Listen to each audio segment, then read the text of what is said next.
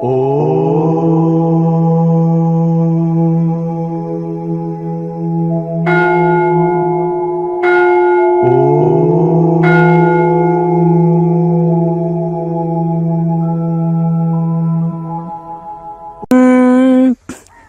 ఎందుకు గొప్పది?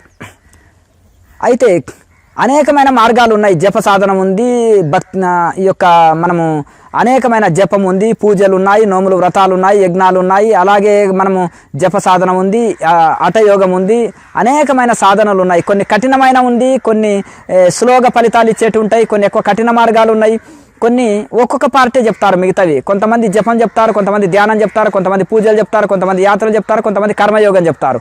ఇలా జపము, ధ్యానము, యోగం అన్నీ కలిపి ఉంటాయి. అలాగే ఆసన, ప్రాణాయామ, బంధన, ముద్ర, క్రియాస్ ఉంటాయి. అలాగే ఇందులో మనకు చక్కగా తపస్సు, ధ్యానయోగం, స్వాధ్యాయం, జ్ఞానయోగం, ఈశ్వర ప్రధానం, భక్తి యోగం అన్ని యోగాలు కలిపి ఉంటాయి. కాబట్టి అన్ని సాధనలు చేసేవాళ్ళు క్రియాలోకి రావాలి. క్రియ చేసేటోళ్ళు ఏ సాధనలోకి వెళ్ళనక్కర్లేదు. కనుక ఇది కడివెడి పెరుగులోకి వెళ్ళి పిడికెడు వెన్నపూస తీసిచ్చినట్టుగా చాలా అద్భుతమైన ఫలితాన్ని ఇచ్చేది సూటి మార్గము. విమాన మార్గం లాగా శాస్త్రీయమైనది, సులభమైనది, అన్ని వయసుల వాళ్ళు చేయదగింది, ఆరోగ్యం, శాంతి, మోక్షాన్ని ఇచ్చేది ఈజీ పద్ధతి క్రియాయోగము. అందుకనే గొప్పది. ఓం